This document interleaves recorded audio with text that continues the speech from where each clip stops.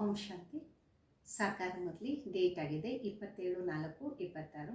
मीठे बच्चे, तुम्हें फूल बन सबको सुख देना है, फूल बच्चे मुख से रत्न निकालेंगे. ತಂದೆ ತಿಳಿಸ್ತಾರೆ, ಮಧುರಾದ ಮಕ್ಕಳೇ, ತಾವು ಹೂವುಗಳಾಗಿ ಎಲ್ಲರಿಗೂ ಸುಖವನ್ನು ಕೊಡಬೇಕು. ಹೂವಿನ ಮಕ್ಕಳು ಮುಖದಿಂದ ರತ್ನಗಳನ್ನೇ ತೆಗಿತಾರೆ. ಪ್ರಶ್ನೆ ಆಗಿದೆ, फूल बनने वाले बच्चों प्रति भगवान की कौन सी ऐसी शिक्षा है जिससे वो सदा खुशबूदार बना रहे हैं. ಹೂವುಗಳಾಗಿ ಆಗುವಂತಹ ಮಕ್ಕಳ ಪ್ರತಿ ಭಗವಂತನ ಯಾವ ಒಂದು ಶಿಕ್ಷಣ ಇದೆ, ಇದರಿಂದ ಸದಾ ಸುಗಂಧ ಭರಿತವಾಗಿ ತಯಾರಾಗ್ತಾರೆ. ಉತ್ತರ ಆಗಿದೆ, ये मेरे फूल बच्चे तुम अपने अंदर देखो, मेरे अंदर कोई असुरी अवगुण रूपी कांटा तो नहीं है. ತಂದೆ ತಿಳಿಸ್ತಾರೆ, ನನ್ನ ಹೂವಿನ ಮಕ್ಕಳೇ, ತಮ್ಮ ಆಂತರ್ಯದಲ್ಲಿ ನೋಡಿ, ನನ್ನ ಆಂತರ್ಯದಲ್ಲಿ ಯಾವುದೇ ಅಸುರಿ ಅವಗುಣ ಅನ್ನುವ ಮುಳ್ಳಿಲ್ಲ ತಾನೆ.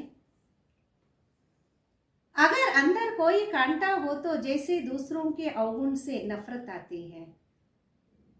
ಒಳಗಡೆ ಏನಾದರೂ ಮುಳ್ಳಿದ್ರೆ ಬೇರೆಯವರ ಅವಗುಣಗಳಿಂದ ದ್ವೇಷ ಬರುತ್ತೆ. वैसे अपने असुरी अवगुण से नफरत करो तो कांटा निकल जाएगा. ನಿಮ್ಮ ಅಸುರಿ ಅವಗುಣಗಳಿಂದ ನೀವು ದ್ವೇಷವನ್ನು ಮಾಡಿ ಆಗ ನಿಮ್ಮ ಮುಳ್ಳು ಹೋಗ್ಬಿಡುತ್ತೆ. अपने को देखते रहो मनसा वाचा कर्मणा, ऐसा कोई कर्म तो नहीं होता जिसका दंड भोगना पड़े. ತಮ್ಮನ್ನು ತಾವು ನೋಡ್ಕೊತಾ ಇರಿ, ಮನಸಾ ವಾಚ ಕರ್ಮಣ, ಆ ರೀತಿ ಯಾವುದೇ ವಿಕರ್ಮ ಆಗಲ್ಲ ತಾನೆ, ಅದರ ಒಂದು ಶಿಕ್ಷೆಯನ್ನು ಅನುಭವಿಸುವ ರೀತಿ. ಓಂ ಶಾಂತಿ. रूहानी बच्चों प्रति रूहानी बाप बैठ समझाते. इस समय ये रावण राज होने कारण मनुष्य सब दे अभिमानी है. ಆತ್ಮೀಯ ಮಕ್ಕಳ ಪ್ರತಿ ಆತ್ಮಿಕ ತಂದೆ ಕೂತ್ಕೊಂಡು ತಿಳಿಸ್ತಾರೆ, ಈ ಸಮಯದಲ್ಲಿ ರಾವಣ ರಾಜ್ಯ ಆಗಿರುವ ಕಾರಣ ಮನುಷ್ಯ ಎಲ್ಲ ದೇಹಾಭಿಮಾನಿ ಆಗಿದ್ದಾರೆ. इसलिए उनको जंगल का कांटा कहा जाता, ये कौन समझाते, बेहद का बात. ಅದಕ್ಕೆ ಅವರಿಗೆ ಮುಳ್ಳಿನ ಕಾಡು ಅಂತ ಹೇಳಲಾಗುತ್ತೆ. ಇದನ್ನು ಯಾರು ತಿಳಿಸಿದರೆ? ಅನಂತವಾದ ತಂದೆ. जो आप कांटों को फूल बना रहे, कहाँ कहाँ माया ऐसी है जो फूल बनते बनते फट से फिर कांटा बना देती. ಈಗ ಮುಳ್ಳಿಂದ ಹೂವಾಗಿ ಮಾಡ್ತಿದ್ದಾರೆ. ಕೆಲವೊಂದು ಕಡೆ ಮಾಯೆ ಆ ರೀತಿ ಹೂವಾಗಿ ಆಗ್ತಿರುವಂಥವರನ್ನು ಸಹ ತಕ್ಷಣ ಮುಳ್ಳಾಗಿ ಮಾಡುತ್ತೆ. इसको कहा जाता कांटों का जंगल, इसमें अनेक प्रकार के जानवर मिसाल मनुष्य. ಇದಕ್ಕೆ ತಿಳಿಸಲಾಗತ್ತೆ ಮುಳ್ಳಿನ ಕಾಡು, ಇದರಲ್ಲಿ ಅನೇಕ ಪ್ರಕಾರದ ಪಶುಗಳು ಅನ್ನುವ ರೀತಿ ಮನುಷ್ಯರೇ ಇರ್ತಾರೆ. ये है मनुष्य, परंतु एक दो में जानवरों मिसाल लड़ते रहते हैं, घर घर में झगड़ा लगा है. ಮನುಷ್ಯರೇ ಆದರೆ ಪರಸ್ಪರ ಪಶುಗಳ ಸಮಾನ ಜಗಳ ಕಲಹ ಮಾಡ್ತಾ ಇರ್ತಾರೆ. ಮನೆ ಮನೆಯಲ್ಲೂ ಜಗಳನೇ ಇದೆ. विषय सागर में ही सब पड़े हैं, ये सारी दुनिया बड़ा भारी विषय सागर है जिसमें मनुष्य गोते खाते रहे. ವಿಷಯ ಸಾಗರದಲ್ಲೇ ಎಲ್ಲರೂ ಬಿದ್ದಿದ್ದಾರೆ. ಈ ಇಡೀ ಪ್ರಪಂಚ ಬಹಳ ದೊಡ್ಡ ವಿಷಯ ಸಾಗರ ಆಗಿದೆ. ಇದರಲ್ಲಿ ಮನುಷ್ಯ ಮುಳುಗಿ ಎದ್ದೇಳ್ತಾ ಇರ್ತಾನೆ. इसको ही पतित भ्रष्टाचारी दुनिया कहा जाता, अभी तुम कांटों से फूल बन. ಇದಕ್ಕೆ ಪತಿತ ಭ್ರಷ್ಟಾಚಾರಿ ಪ್ರಪಂಚ ಅಂತ ಹೇಳಲಾಗುತ್ತೆ. ಈಗ ನೀವು ಮುಳ್ಳಿಂದ ಹೂವಾಗ್ತಾ ಇದ್ದೀರಾ. बाप को भगवान भी कहा जाता, बाप बैठ समझाते, गीता में है ज्ञान की बातें और फिर मनुष्यों की चलन ऐसी है, ये भगवान भागवत में वर्णन है. ಇದರಲ್ಲಿ ಭ್ರಷ್ಟಾಚಾರಿ ಪ್ರಪಂಚ ಅಂತ ಹೇಳಲಾಗುತ್ತೆ. ಈಗ ನೀವು ಮುಳ್ಳಿಂದ ಹೂವಾಗ್ತಾ ಇದ್ದೀರಿ. ಭಗವಂತ ಹೂ ತೋಟದ ಮಾಲೀಕರಾಗ್ತಾರೆ. ತಂದೆ ಕುತ್ಕೊಂಡು ತಿಳಿಸ್ತಾರೆ, ಗೀತೆಯಲ್ಲೂ ಜ್ಞಾನದ ಮಾತುಗಳಿದೆ. ಮತ್ತೆ ಮನುಷ್ಯನ ನಡತೆ ಯಾವ ರೀತಿ ಇದೆ ಅಂದರೆ ಭಾಗವತದಲ್ಲಿ ವರ್ಣನೆಯೂ ಇದೆ. ಕ್ಯಾ ಕ್ಯಾ ಬಾತೆ ಲಿಖ್ ದಿಯಾ ಸತ್ಯುಗ್ ಮೇ ಐಸೆ ಥೋಡೆ ಹಿ ಕಹೆಂಗೆ. ಏನೇನೋ ಮಾತು ಬರೆದಿದ್ದಾರೆ. ಸತ್ಯುಗದಲ್ಲಿ ಈ ರೀತಿ ಇರುತ್ತಾ? सत्युगता है फूलों का बगीचा, अब तुम फूल बन रहे हो. ಸತ್ಯುಗ ಆಗಿದೆ, ಹೂವಿನ ತೋಟ. ಈಗ ತಾವು ಹೂವು ಆಗ್ತಾ ಇದ್ದೀರಾ. फूल बनकर फिर कांटे बन जाते, आज बड़ा अच्छा चलते, फिर माया की तूफान आ जाते. ಹೂವಾಗಿ ಮತ್ತೆ ಮುಳ್ಳಾಗ್ಬಿಡ್ತಾರೆ. ಇವತ್ತು ಬಹಳ ಚೆನ್ನಾಗಿ ನಡೀತಾರೆ, ಮತ್ತೆ ಮಾಯೆಯ ಬಿರುಗಾಳಿಯಲ್ಲಿ ಸಿಕ್ಕಾಕೊಂತಾರೆ. बैठे बैठे माया क्या हाल कर देती, बाबा कहते रहते हम तुमको विश्व का मालिक बना. ಕೂತಿರುವ ಕಡೆನೆ ಮಾಯೆ ಎಂತಹ ಪರಿಸ್ಥಿತಿಯನ್ನು ತಂದಿಡುತ್ತೆ. ತಂದೆ ತಿಳಿಸಿರ್ತಾರೆ, ನೀವು ವಿಶ್ವದ ಮಾಲೀಕರಾಗಿ ಬಂದಿದ್ದೀರಾ, ವಿಶ್ವದ ಮಾಲೀಕರಾಗಿ ಮಾಡೋಕ್ಕೆ ನಾನು ಬಂದಿದ್ದೀನಿ. ಭಾರತವಾಸಿयों को कहते तुम विश्व के मालिक थे, कल की बात है. ಭಾರತವಾಸಿಗಳಿಗೆ ತಿಳಿಸಲಾಗತ್ತೆ, ತಾವೇ ವಿಶ್ವದ ಮಾಲೀಕರಾಗಿದ್ರಿ, ನಿನ್ನೆಯ ಮಾತಾಗಿದೆ. ಲಕ್ಷ್ಮೀ ನಾರಾಯಣ का राज्य था, हीरे जवाहरात के महल थे. ಲಕ್ಷ್ಮೀನಾರಾಯಣರ ರಾಜ್ಯ ಇತ್ತು, ವಜ್ರ ವೈಡೂರ್ಯದ ಮಹಲ್ ಇತ್ತು. उसको कहते हैं गार्डन ऑफ अल्लाह, जंगल यहाँ है, फिर बगीचा भी यहाँ होगा. ಅದಕ್ಕೆ ಹೇಳಲಾಗತ್ತೆ ಗಾರ್ಡನ್ ಆಫ್ ಅಲ್ಲಾ ಅಂತ. ಕಾಡಂತೂ ಇಲ್ಲೇ ಇದೆ, ಮತ್ತೆ ತೋಟ ಇಲ್ಲೇ ಆಗತ್ತೆ. भारत स्वर्ग था, उसमें फूले फूले है, बाप ही फूलों का बगीचा बनाते. ಭಾರತ ಸ್ವರ್ಗ ಆಗಿತ್ತು, ಅದರಲ್ಲಿ ಹೂಗಳೇ ಹೂಗಳಿತ್ತು. ಬಾಬಾ ಹೂಗಳ ತೋಟವನ್ನ ತಯಾರು ಮಾಡ್ತಾರೆ. फूल बनते बनते फिर संग दोष में आकर खराब हो जाते, बस बाबा हम तो शादी करते. ಹೂ ಆಗ್ತಾ ಆಗ್ತಾ ಮತ್ತೆ ಸಂಘ ದೋಷದಲ್ಲಿ ಬಂದು ಕೆಟ್ಟೋಗ್ತಾರೆ. ಅಷ್ಟೇ, ಬಾಬಾ ನಾವಿನ್ನ ಮದುವೆ ಮಾಡ್ಕೊಂತೀವಿ ಅಂತ. ಮಾಯಾ ಕಾ ಬಂಕಾ ದೇಖ್ತೆ ಹೈ, ಯಹ ತೋ ಐಹಿ ಬಿಲ್ಕುಲ್ ಶಾಂತನ. ಮಾಯೆಯ ಶೋ ಅನ್ನ ನೋಡ್ತಾರೆ, ಇಲ್ಲಂತೂ ಬಿಲ್ಕುಲ್ ಶಾಂತವಾಗಿರುತ್ತಲ್ಲ. ಯೇ ದುನಿಯಾ ಸಾರಿ ಹೈ ಜಂಗಲ್, ಜಂಗಲ್ ಕೋ ಜರೂರ್ ಆಗ್ ಲಗೇಂಗಿ. ಈ ಪ್ರಪಂಚ ಎಲ್ಲ ಕಾಡಾಗಿದೆ, ಕಾಡಿಗೆ ಬೆಂಕಿ ಹತ್ಕೊಳತ್ತೆ. तो जंगल में रहने वाले भी खत्म होंगे, वही आग लगती है जो 5000 वर्ष पहले लगी थी, जिसका नाम महाभारत लड़ाई रखा है. ಕಾಡಿನಲ್ಲಿ ಇರೋರು ಸಹ ಸಮಾಪ್ತಿ ಆಗ್ತಾರೆ. ಇವಾಗ ಅದೇ ಬೆಂಕಿ ಬೀಳತ್ತೆ, 5000 ವರ್ಷದ ಹಿಂದೆನೂ ಬಿದ್ದಿತ್ತು.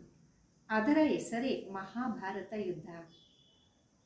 एटॉमिक बॉम्ब्स की लड़ाई तो पहले यादवों की लगती है, ये भी तो गायन है.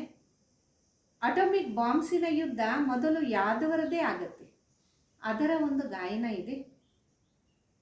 साइंस से मिसाइल्स बनाते, शास्त्रों में तो बहुत कहानी है. ಸೈನ್ಸ್ ಇಂದ ಮಿಸೈಲ್ಸ್ ಅನ್ನು ತಯಾರು ಮಾಡ್ತಾರೆ, ಶಾಸ್ತ್ರಗಳಲ್ಲಿ ಬಹಳಷ್ಟು ಕಥೆಗಳಿದೆ. बाप बच्चों को समझाते, ऐसे कोई पेड़ से तोड़े ही मुसल आदि निकल सकते, अभी तुम देखते हो साइंस द्वारा कितने बॉम्ब्स आदि बनाते. ತಂದೆ ಮಕ್ಕಳಿಗೆ ತಿಳಿಸ್ತಾರೆ, ಈ ರೀತಿ ಯಾರಾದರೂ ಹೊಟ್ಟೆಯಿಂದ ಮಿಸೈಲ್ಸ್ ಅನ್ನು ತೆಗಿಯಕ್ಕಾಗತ್ತಾ? ಈಗ ನೀವು ನೋಡ್ತೀರಾ ಸೈನ್ಸಿನ ಮುಖಾಂತರ ಎಷ್ಟು ಬಾಂಬ್ಸ್ ಎಲ್ಲ ತಯಾರು ಮಾಡ್ತಾರೆ. सिर्फ 5 बॉम्ब ही लगाए तो कितने शहर खत्म हो जाए, कितने आदमी मर. 2 ಬಾಂಬ್ ಹಾಕಿದ್ರೆ ಸಾಕು, ಊರೆಲ್ಲ ಸಮಾಪ್ತಿ ಆಗ್ಬಿಡತ್ತೆ, ಎಷ್ಟು ಜನ ಸಾಯ್ತಾರೆ. लाखों मरेंगे, अब इस इतने बड़े जंगल में करोड़ों मनुष्य रहते, इसको आग लगते. ಲಕ್ಷಾಂತರ ಜನ ಸಾಯ್ತಾರೆ. ಈಗ ಇಷ್ಟು ದೊಡ್ಡ ಕಾಡಲ್ಲಿ ಕೋಟ್ಯಾಂತರ ಮನುಷ್ಯರು ಇರ್ತಾರೆ, ಅದಕ್ಕೆ ಬೆಂಕಿ ಹತ್ಕೊಳತ್ತೆ. शिव बाबा समझाते, बाप तो फिर भी रहम दिल है, बाप को तो सबका कल्याण कर. ಶಿವ ಬಾಬಾ ತಿಳಿಸ್ಕೊಡ್ತಾರೆ, ತಂದೆ ಮತ್ತೇನು ಕರುಣಾಹೃದಯಾಗಿದ್ದಾರೆ, ತಂದೆಗೆ ಎಲ್ಲರೂ ಕಲ್ಯಾಣಕಾರಿ ಅಂತಾರೆ, ತಂದೆ ಎಲ್ಲರ ಕಲ್ಯಾಣವನ್ನ ಮಾಡ್ತಾರೆ. फिर भी जाएंगे कहाँ, देखेंगे बरोबर आग लगती तो फिर भी बाप ही शरण लेंगे. ಎಲ್ಲಿ ಹೋಗ್ತಾರೆ? ನೋಡ್ತಾರೆ ಬೆಂಕಿ ಹತ್ಕೊಳತ್ತೆ, ಅದಕ್ಕೆ ತಂದೆ ಶರಣವನ್ನ ನೀಡ್ತಾರೆ. बाप है सर्व का सद्गति दाता, पुनर्जन्म रहित, उसको फिर सर्वव्यापी कह देते. ತಂದೆ ಆಗಿದರೆ ಸರ್ವರ ಸದ್ಗತಿ ದಾತ, ಪುನರ್ಜನ್ಮ ರಹಿತ, ಅವರಿಗೆ ಮತ್ತೆ ಸರ್ವವ್ಯಾಪಿ ಅಂತಾರೆ. अब तुम हो संगम युगी, तुम्हारी बुद्धि में सारा ज्ञान है ना. ಈಗಂತೂ ನೀವು ಸಂಗಮ ಯುಗ ನಿವಾಸಿ ಆಗಿದ್ದೀರಿ, ಬುದ್ಧಿಯಲ್ಲಿ ಇಡೀ ಜ್ಞಾನ ಇದೆ ಅಲ್ಲ. मित्र संबंधियों आदि के साथ भी तोड़ निभाना, इसमें है असुरी गुण, तुम्हारे में है दैवी गुण. ಮಿತ್ರ ಸಂಬಂಧಿಗಳ ಜೊತೆಯನ್ನು ನಿಭಾಯಿಸಿ, ಅವರಲ್ಲಿ ಅಸುರಿ ಗುಣ ಇದೆ, ತಮ್ಮಲ್ಲಿ ದೈವಿ ಗುಣ ಇದೆ. तुम्हारा काम है औरों को भी यही सिखाना, मंत्र देते रहो. ನಿಮ್ಮ ಕೆಲಸ ಆಗಿದೆ ಇತರರಿಗೂ ಕಲಿಸಿಕೊಡುವಂಥದ್ದು, ಮಂತ್ರವನ್ನ ನೀಡ್ತಾ ಇರಿ. प्रदर्शनी द्वारा तुम कितना समझाते हो, भारतवासियों के 84 जन्म पूरे. ಪ್ರದರ್ಶನಿಯ ಮುಖಾಂತರ ತಾವೆಷ್ಟೊಂದು ತಿಳಿಸ್ಕೊಡ್ತೀರ. ಭಾರತವಾಸಿಗಳದು 84 ಜನ್ಮ ಪೂರ್ತಿ ಆಗತ್ತೆ. आप बाप आए मनुष्य से देवता बनाने, अर्थात नरकवासी मनुष्य को स्वर्गवासी बनाने. देवता स्वर्ग में रहते हैं.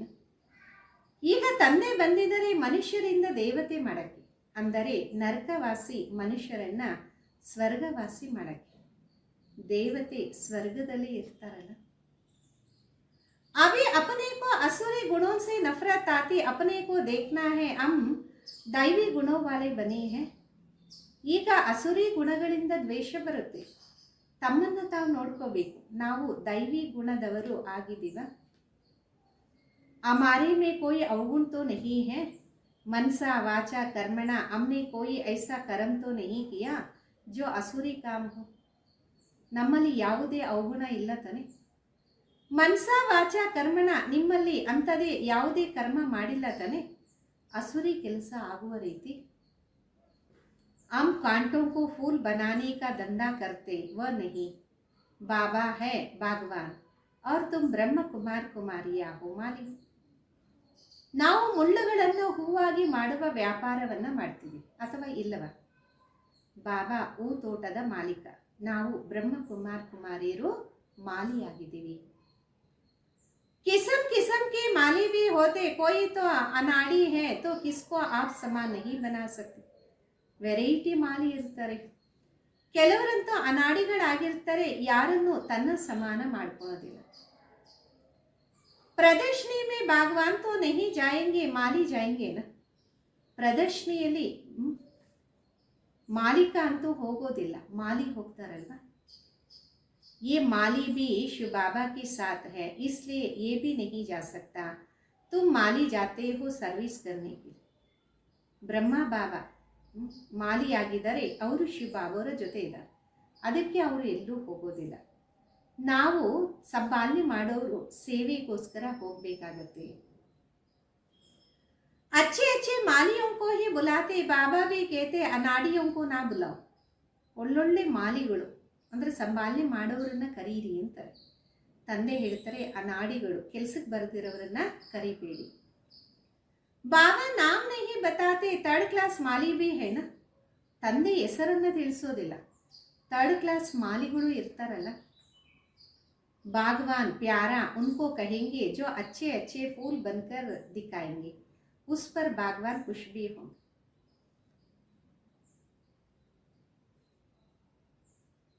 ಮಾಲೀಕ ಅಂತ ಅವ್ರಿಗೆ ಹೇಳಲಾಗತ್ತೆ, ಯಾರು ತೋಟವನ್ನು ತಯಾರು ಮಾಡಿ ಒಳ್ಳೊಳ್ಳೆ ಹೂಗಳನ್ನು ಮಾಡಿ ತೋರಿಸ್ಬೇಕು, ಅವರ ಮೇಲೆ ಮಾಲೀಕ ಖುಷಿ ಆಗ್ತಾನೆ.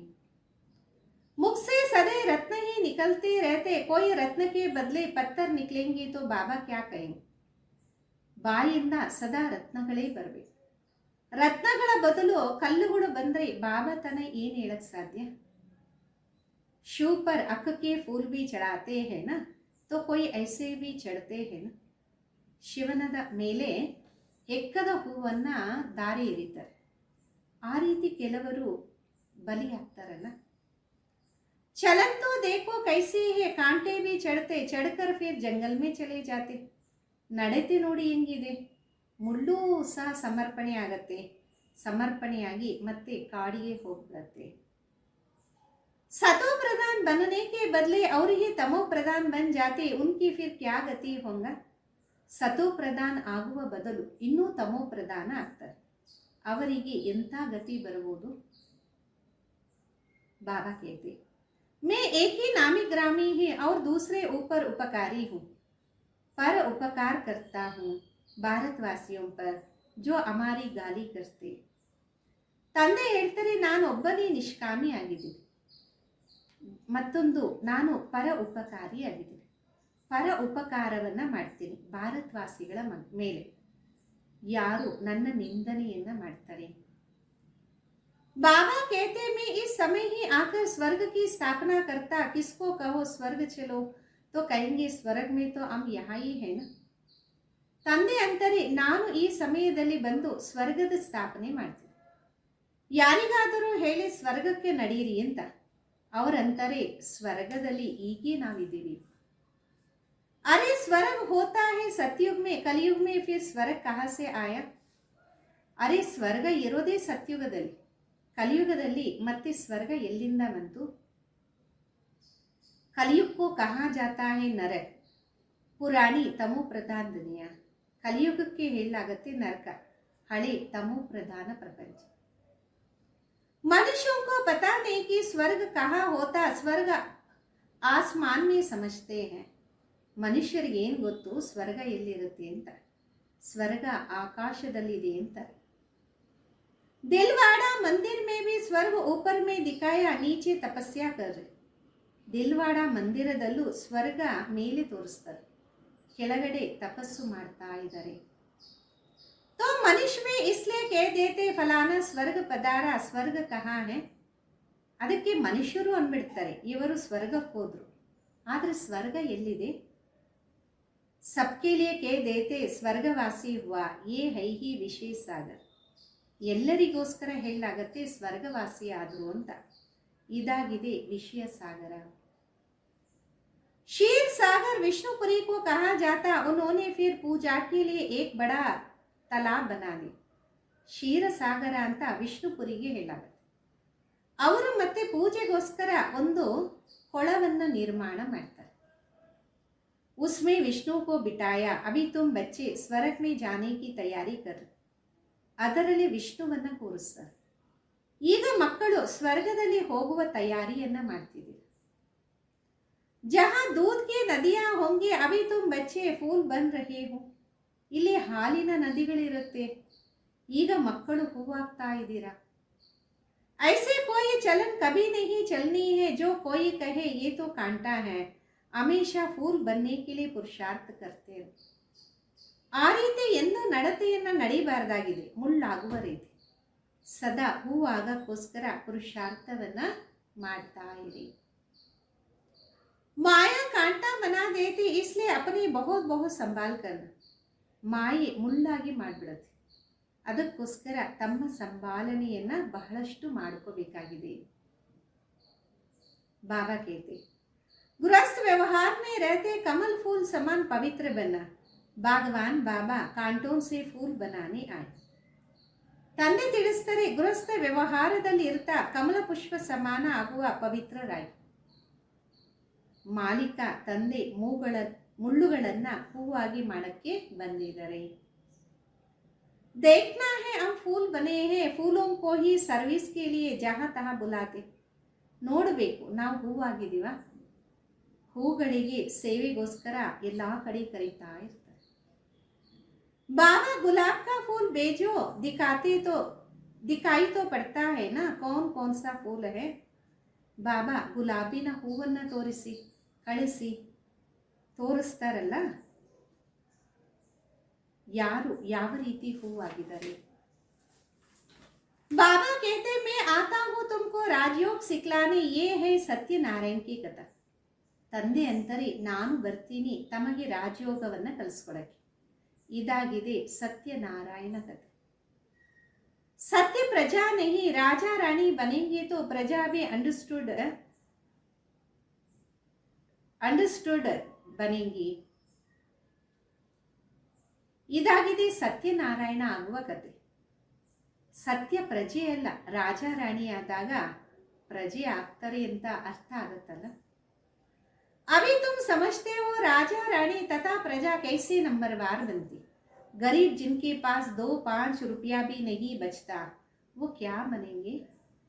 ಈಗ ನಿಮ್ಗೆ ಅರ್ಥ ಆಗತ್ತೆ ರಾಜ ರಾಣಿ ತಥಾ ಪ್ರಜೆ ಯಾವ ರೀತಿ ನಂಬರ್ವಾರ್ ಆಗ್ತಾರೆ. ಬಡವರು ಯಾರ ಹತ್ರ 5 ರೂಪಾಯಿ ಇರುತ್ತೆ, ಅವರು 5 ರೂಪಾಯಿ ಕಳಿಸ್ತಾರೆ, ಇನ್ನೇನು ಕೊಡ್ತಾರೆ. उनको भी उतना मिलता जितना 1000 देने वालों को मिलता है. ಸಬ್ಸೆ ಜ್ಯಾದಾ ಭಾರತ್ ಗರೀಬ್ ಹೈ. ಅವ್ರಿಗೂ ಅಷ್ಟೇ ಸಿಗತ್ತೆ. ಎಷ್ಟು ಸಾವಿರ ಕೊಡೋ ಅವರಿಗೆ ಸಿಗತ್ತೋ ಅಷ್ಟೇ. ಎಲ್ಲದಕ್ಕಿಂತ ಜಾಸ್ತಿ ಭಾರತ ಬಡತನದಲ್ಲಿದೆ. किसी को भी याद नहीं कि हम भारतवासी स्वर्गवासी थे, देवताओं की महिमा भी गाते, परंतु समझ नहीं सकते. ಯಾರಿಗೂ ನೆನಪಿಲ್ಲ ನಾವು ಭಾರತವಾಸಿ ಸ್ವರ್ಗವಾಸಿ ಆಗಿದ್ವಿ. ದೇವತೆಗಳ ಮಹಿಮೆಯನ್ನ ಮಾಡ್ತಾರೆ, ಆದರೆ ಅರ್ಥ ಮಾಡ್ಕೊಳಲ್ಲ. जैसे मेंढक ट्रा ट्रा करते, बुलबुल आवाज कितना मीठा करती, अर्थ कुछ भी नहीं. ಯಾವ ರೀತಿ ಕಪ್ಪೆ ಟ್ರಾ ಟ್ರಾ ಅಂತ ಹೇಳುತ್ತೆ, ಮತ್ತೆ ಬುಲ್ಬುಲ್ ಶಬ್ದವನ್ನ ಎಷ್ಟು ಮಧುರವಾಗಿ ಮಾಡುತ್ತೆ, ಅರ್ಥ ಏನೂ ಇಲ್ಲ. आजकल गीता सुनाने वाले कितने माताएं भी निकली है, गीता से कौन सा धर्म स्थापन हुआ ये कुछ भी नहीं जानते. ಈ ನಡುವೆ ಗೀತೆಯನ್ನು ತಿಳಿಸೋರು ಎಷ್ಟು ಜನ ಇದ್ದಾರೆ, ಮಾತೆಯರು ಎಷ್ಟು ಜನ ಬಂದಿದ್ದಾರೆ, ಗೀತೆಯಿಂದ ಯಾವ ಧರ್ಮ ಸ್ಥಾಪನೆ ಆಯಿತು ಏನೂ ಅರಿವಿಲ್ಲ. थोड़ी रिद्धि सिद्धि कोई ने दिखाई तो बस समझेंगे ये भगवान है, गाते हैं पतित पावन. ಸ್ವಲ್ಪನೂ ರಿದ್ಧಿ ಸಿದ್ಧಿಯನ್ನ ಯಾರಾದರೂ ತೋರಿಸಿದ್ರೆ ತಿಳ್ಕೊಂತಾರೆ ಇವರೇ ಭಗವಂತ ಅಂತ. ಗಾಯನ ಇದೆ ಪತಿತ ಪಾವನ. तो पतित है ना, बाबा कहते विकार में जाना ये नंबर 1 पतित बना. ಪತಿತರಾಗಿದ್ದಾರಲ್ಲ, ತಂದೆ ತಿಳಿಸ್ತಾರೆ ವಿಕಾರದಲ್ಲಿ ಹೋಗೋದು ನಂಬರ್ 1 ಪತಿತತ್ವ ಆಗಿದೆ. ये सारी दुनिया पतित है, सब पुकारते ए पतित पावनाओ. ಈ ಇಡೀ ಪ್ರಪಂಚ ಪತಿತ ಆಗಿದೆ, ಎಲ್ಲರೂ ಕರೀತಾರೆ ಏ ಪತಿತ ಪಾವನ ಬನ್ನಿ. अब उनको आना है, वह गंगा स्नान करने से पावन बनना. बाबा को मनुष्य से देवता बनाने के लिए कितना मेहनत करनी पड़ती. ಈಗ ಅವರು ಬರಲೇಬೇಕು. ಅಥವಾ ಗಂಗಾ ಸ್ನಾನ ಮಾಡೋದ್ರಿಂದ ಪಾವನ ಆಗ್ತಾರ?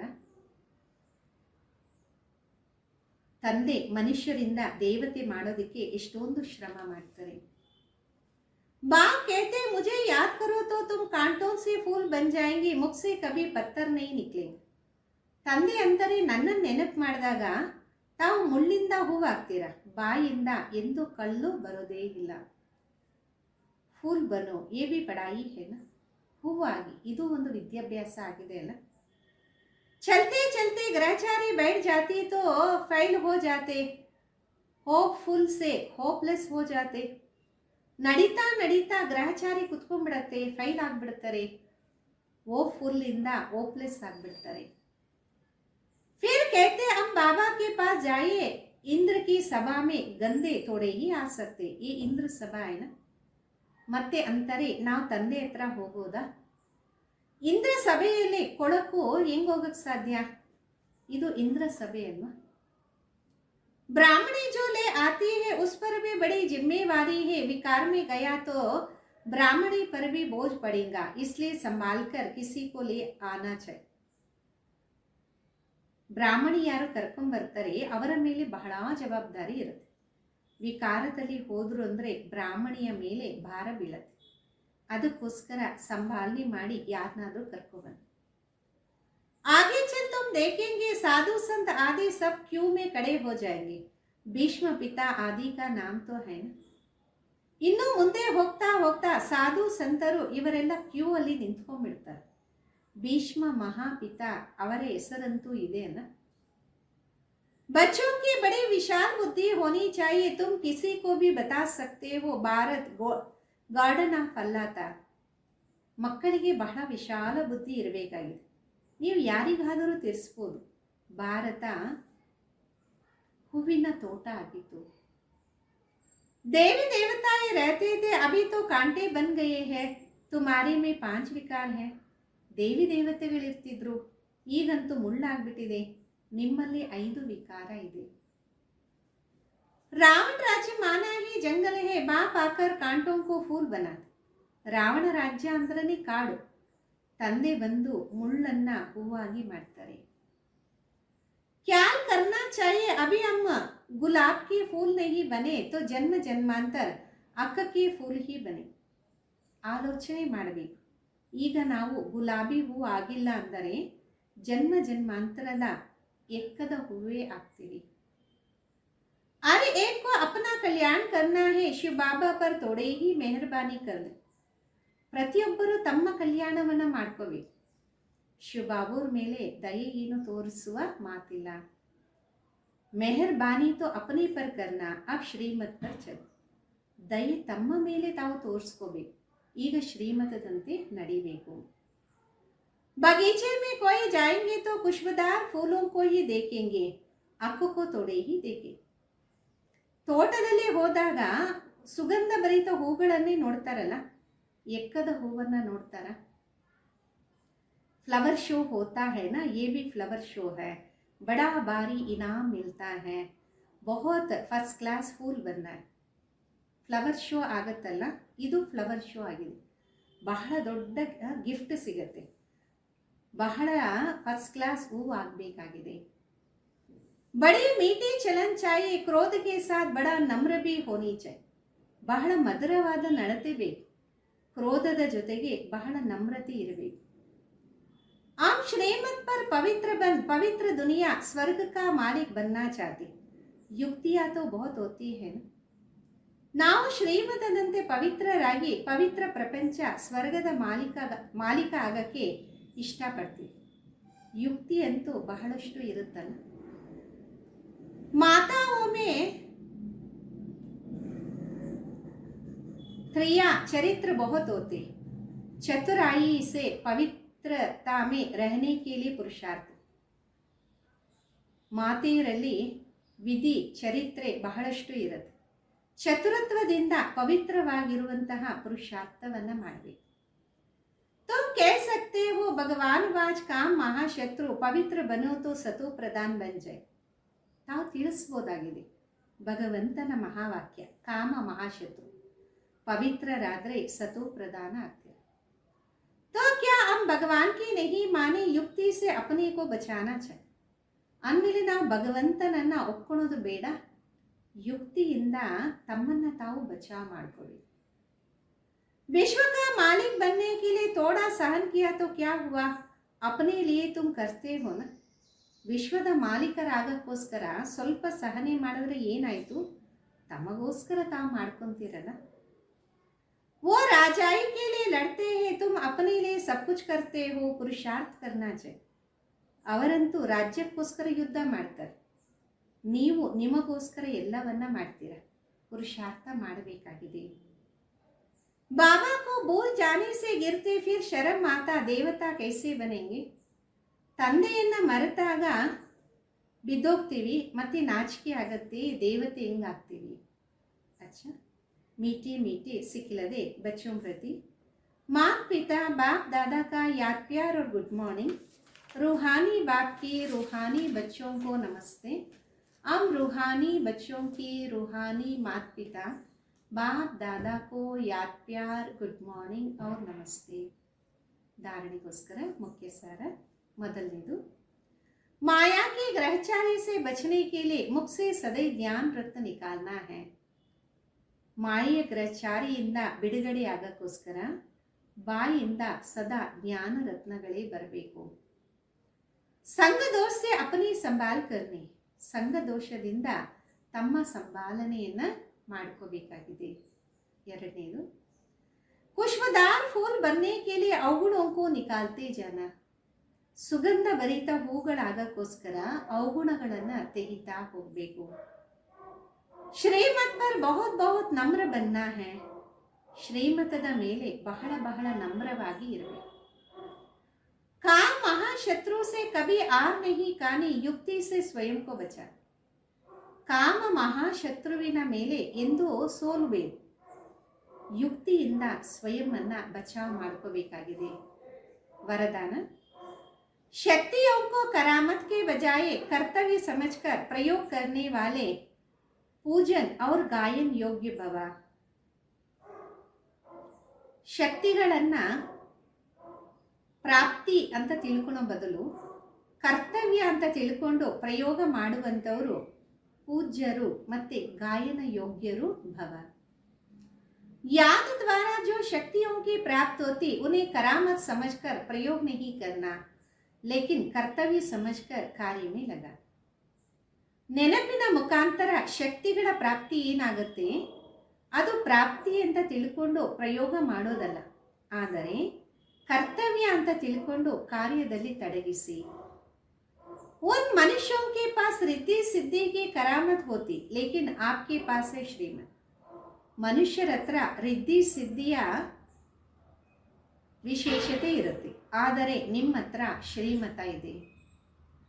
श्रीमत से शक्तियाँ जरूर आती इसलिए संकल्प से कार्य सिद्ध होते. ಶ್ರೀಮತದಿಂದ ಶಕ್ತಿ ಖಂಡಿತ ಬರುತ್ತೆ, ಅದಕ್ಕೋಸ್ಕರ ಸಂಕಲ್ಪದಿಂದ ಕರ್ತವ್ಯ ಸಿದ್ಧ ಆಗುತ್ತೆ.